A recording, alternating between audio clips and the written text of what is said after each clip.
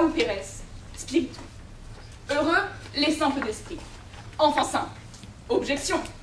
Il est vrai que le sens latin de pauper est pauvre. Mais dans ce cas, sans doute vous demandez-vous pourquoi la pauvreté est de mèche avec la simplicité. Eh bien, selon moi, lorsqu'on dit d'un esprit qu'il est pauvre, cela veut dire qu'on le prive de sa richesse de réflexion, qu'on le prive d'un luxe qui est celui de pouvoir penser à foison.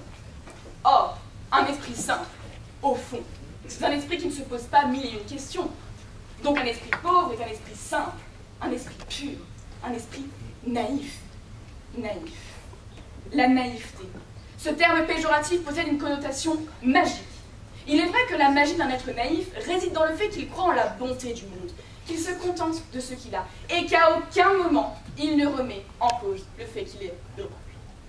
Mais alors, ces êtres si candides existent-ils vraiment? Eh bien, selon moi, je pense que oui. Voyez-vous, je pense que nous avons tous été ces êtres-là un jour.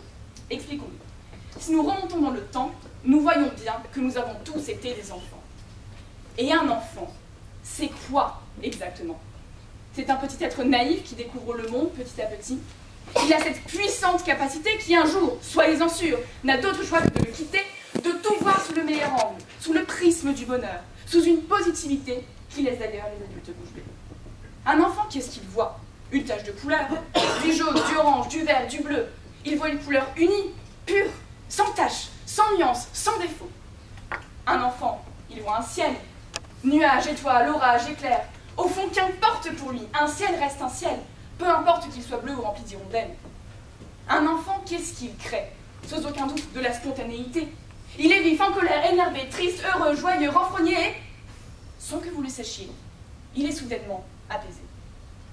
Finalement, la simplicité et la spontanéité des réactions enfantines font de ce petit être un être charmant, aimable, aimant, curieux et heureux.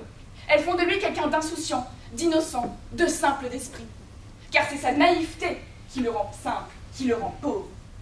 Si ces réactions sont si charmantes, c'est qu'elles ne sont en rien pensées et préméditées.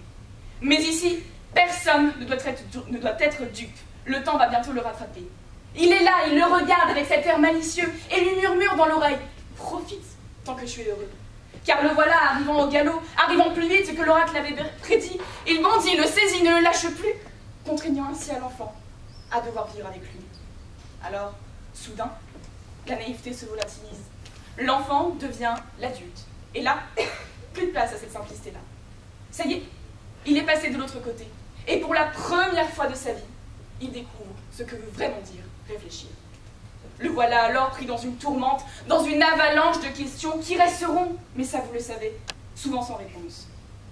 Et puis, petit à petit, la pureté du jaune, du orange et du vert s'évapore.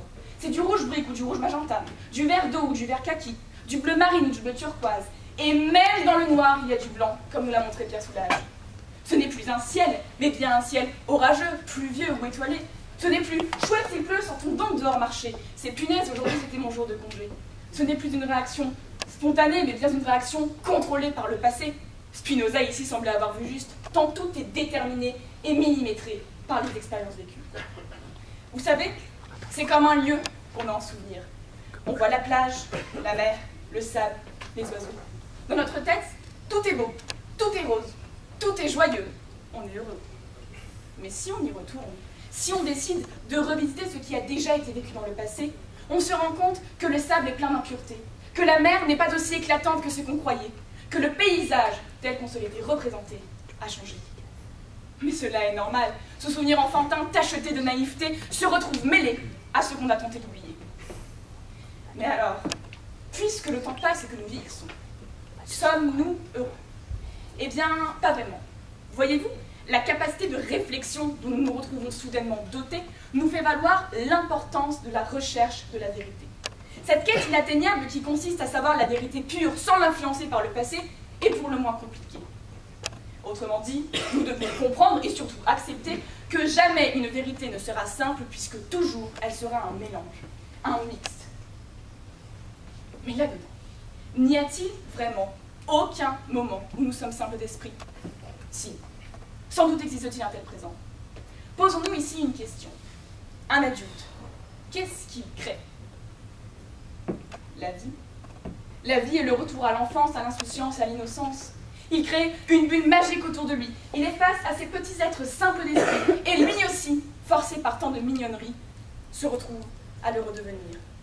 Alors il accepte de retrouver ses couleurs unies, ses jours de pluie et ses tendres souvenirs, faisant de lui un être simple d'esprit, un être heureux, puisqu'il accepte de se rabaisser à un plaisir sans mélange et de redécouvrir avec émerveillement ce que c'est réellement que d'être un enfant.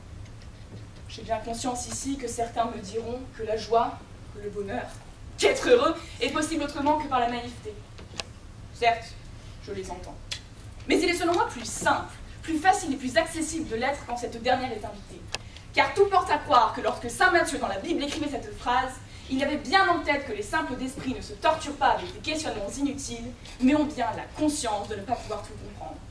Mais bon, sans doute est-ce compliqué pour eux un vendredi soir de me donner raison, mais après tout qu'importe, qu'ils me contredisent, qu'ils trouvent d'autres arguments, qu'ils négligent ce que je viens de leur dire. Car ce soir, dénués de tout a priori, nous avons compris qu'heureux étaient les simples d'esprit. Merci.